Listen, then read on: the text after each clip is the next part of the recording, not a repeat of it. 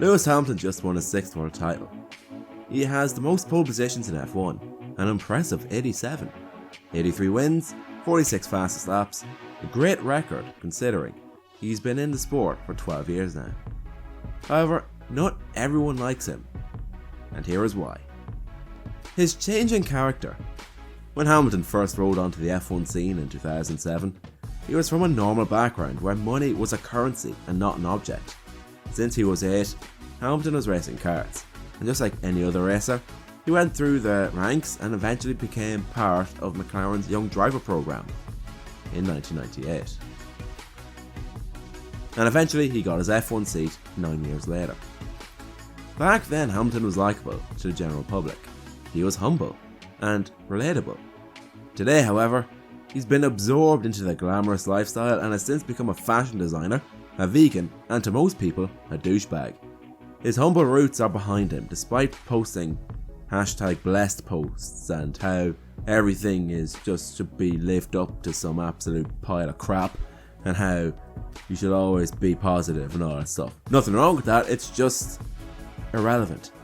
As a result, most of his fans have turned their back on him. He's always had it easy. Most F1 drivers have to start at the smallest of small teams to get a start in their career. Everyone did. Schumacher started at Jordan, Senna started low, and so did Alonso. Hell, even Vettel. However, in 2007, Hamilton's car was one of, if not the fastest car on the grid. Since then, Lewis has never had a bad car. Every season he's competed in, his car has either been at the very least the 5th fastest on the grid. This ability to have an awesome car every year has meant that wins and podiums were not impossible. This has had people doubt his skills, but I hate to admit it, but I can assure you, he's got them. He keeps on winning. No one likes a winner. Simple as. Now, there's nothing Lewis can do here. I know, but sadly, whenever someone wins everything they breathe on, the sport can be boring. And when their sport gets dull, the winner is the villain. Look at Tiger Woods, one of the finest sports persons of all time. But when his career hit a nosedive, everyone gathered around the fire and watched him burn. The same could be said about Vettel and even Schumacher. But for the latter part, it shows them what they can do when the odds are turned against them. He's a Brit. Now this one I partially feel sorry for Lewis, but as he is in fact from Great Britain, people from not so friendly countries of the nation aren't so hot about Hamilton either. Unfortunately, with Brexit, their stuck-up attitude, the 6 counties, and their god-awful personalities as sports fans were being loud, deluded and hostile, people use Hamilton's Britishness as another reason to go against him, especially if they're from Ireland or they actually watch Formula 1. I was at the Italian Grand Prix in September, and some of the British fans were okay, but others would make you want to get sick. They were just that loud and hostile and oh god. The less you know, the better. He's a hypocrite. One thing I've noticed about Hamilton over the last year or so is that he can be a massive hypocrite.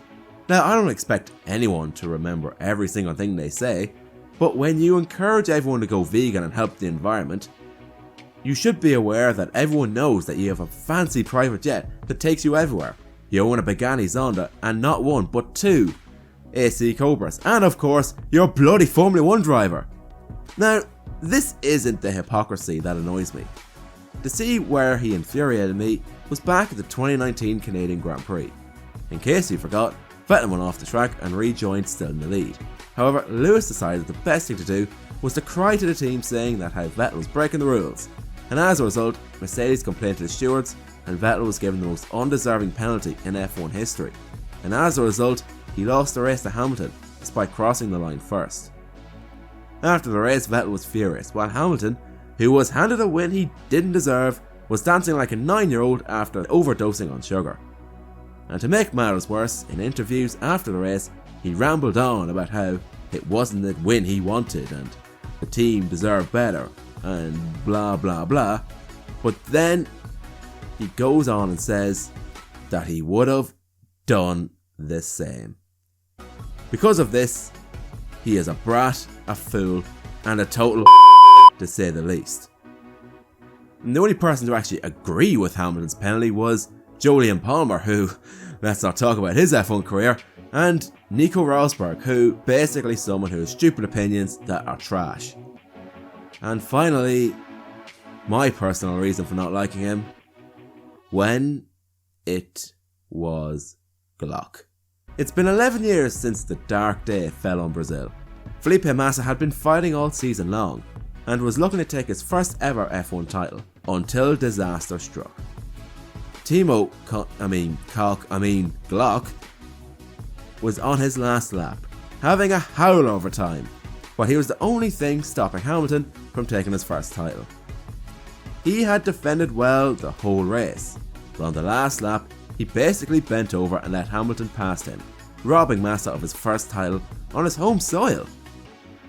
It was the most heartbreaking thing anyone could feast their eyes on. Ferrari was robbed, and sadly as a Ferrari fan, I've always had a bitter spot for Hamilton ever since. And to add insult to injury, less than a year later Massa was almost killed when a spring off another car hit him in the head, giving him a serious head injury. Thankfully he recovered and spent many more years in F1. But since the accident he's always been number 2 to his teammate. Meanwhile, Hamilton has had an unstoppable career. Even though I was 10 when the 2008 World Championship ended, I still remember watching it, and I can honestly say I'm still bitter. And I know I am not the only fan who feels that way.